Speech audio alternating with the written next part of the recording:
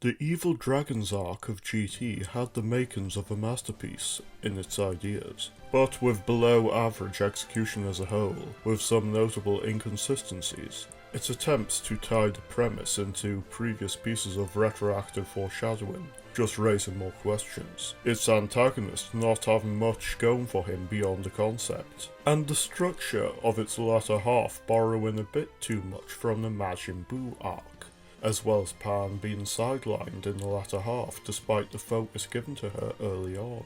One thing that it managed amazingly in premise and execution though, was its ending, though not really for the standard "it's sad Goku went away" reaction of most, and more so for how it integrated the Buddhist and Daoist ideas the series was founded on, to give a fitting conclusion to Goku's arc. Looking at the arc as a whole, as well as Goku going away with Shenlong, covering the Daoist ideas within Dragon Ball is necessary in understanding these on a deeper level. As I mentioned in the video on the Sayuki arc, Shenlong's tail never fully leaving the Dragon Balls, and his disappearing when destroyed by Piccolo Daimao, imply the Dragon Balls to merely be a vessel that he uses to come into the mortal realm, and the form he is in is merely an avatar based on the design of the statue Kami created. This makes a lot of sense to one who is familiar with dragons in Daoism,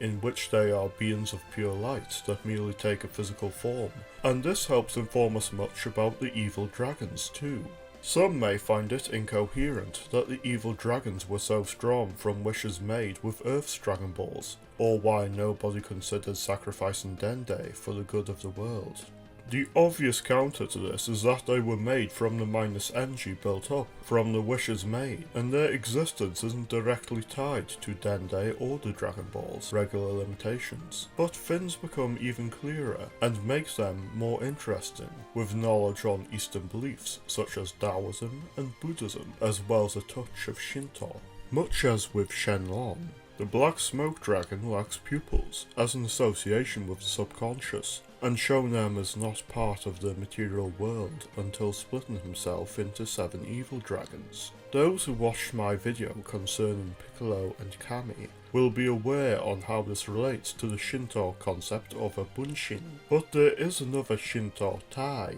in the Yamata no Orochi. This creature acts as an exception to the Eastern dragon law of dragons being benevolent creatures, much as Toriyama made 7 rather than 8 when the story of Hakenden inspired the ideas with the Dragon Balls. Toei may have substituted Orochi's 8 heads for 7 evil dragons. Their pupils being visible also shows them as conscious avatars of the Black Smoke Dragon, and ties them to the more humanoid and flawed dragons that appear in Chinese mythology as a result of merging with Indian beliefs of the Nagas, such as Aoquan and Bailon Ma, who appear in Shioji. Along with this, the Black Smoke Dragon displays control over the Dragon Balls, which act as a medium between dimensions, showing him as independent of the limitations Shenlong has upon him when manifested, and suggests the evil dragons would manifest in their material forms with the same strength, even if made from a different set of Dragon Balls. For what, admittedly little, Dragon Ball Heroes is worth, this is evidenced from the set born from the Namekian Dragon Balls, and those made from the Dark Dragon Balls only differing due to the Demon God influence upon that set. On to the arc's conclusion. One thing most not familiar with the philosophy behind Dragon Ball's narrative may be confused on are the events of GT's climax, in Goku surviving Shenlong's minus energy power ball, and then leaving with Shenlong. Interviews provide more information on the physical change coming over Goku, far different from a regular death, as well as him later going to a realm of gods beyond the afterlife. But the question of why is clear to those familiar with the Taoist concept of Bairi Feishan, ascension in broad daylight. This is when a master achieves the Tao and becomes enlightened, ascending to heaven upon a dragon's head as an immortal, with full mastery of their internal energy. From this, and the clues provided such as his gi remaining despite wearing a tattered version of it, or the reactions from many of his friends, we can see Goku's body did die, and what rose up to destroy Ishinlon with the Genki Dama was one who had transcended into being one with the Tao and the master of his body and soul, which ties into the broader Taoist concept of Shijie, transcending the concept of life and death after the body expires, in what those in the West can compare to the resurrection of Christ. We also see this with things such as him moving between realms without any technique, or his body disappearing when absorbing the Dragon Balls, further tying it to Bairi Feishan, in one who has done so to become a Shan, may walk amongst the gods and transcend dimensions. Of course, the main question many will ask is why it was this instance which led to such enlightenment, or why Shenlong told Goku to come with him.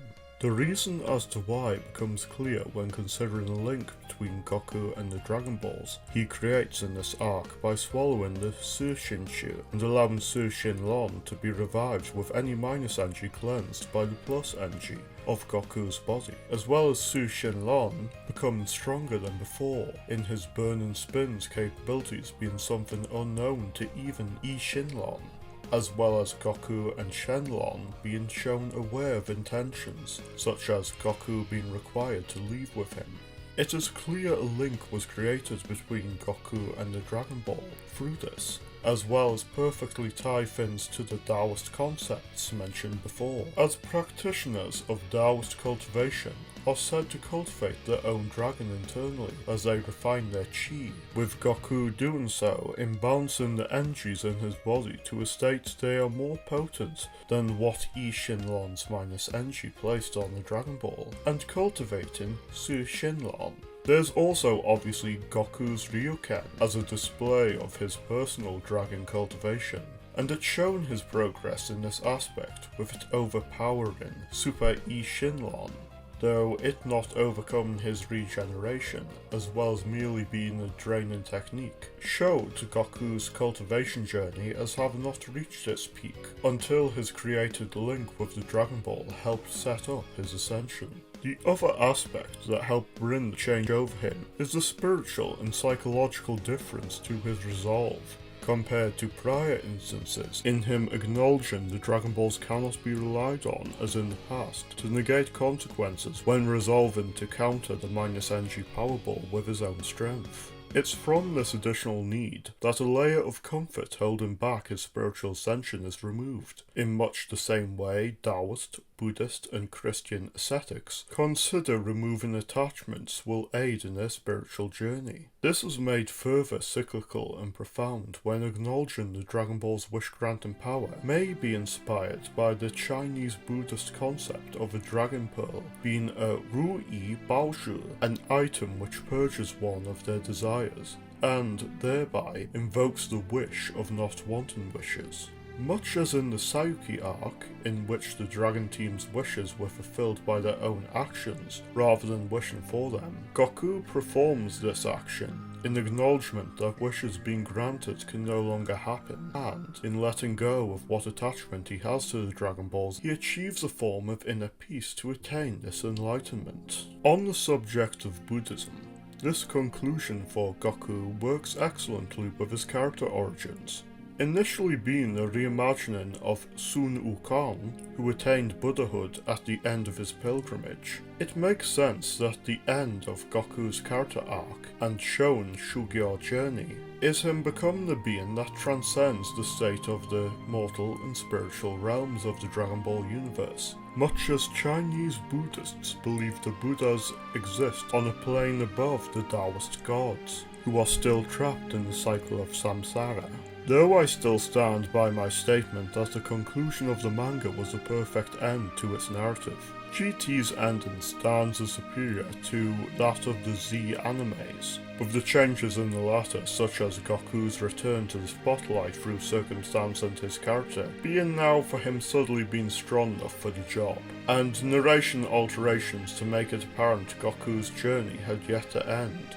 as opposed to GT's finale bringing a close to his character arc and the Dragon Ball story it's attached to, in him ascending to the ideal state of this Buddho-Daoist narrative, and being content with his descendants having proven they have the capability to better the Earth in his absence, and a character deserving of the Dragon Balls to return. Thank you for watching until the end of this video, GT analysis series, or even my current whole catalogue of Dragon Ball videos. There will be much more in the future on varied aspects of the franchise, but those who enjoy this season by season or arc by arc highlight analyses on Dragon Ball or the Buffyverse will have to see if and when I do the same with another franchise. Until then, it would mean a lot if you stay tuned for more content on Dragon Ball and more by subscribing, leaving a like and comment, and helping the channel grow further. I appreciate all the support my audience has given me,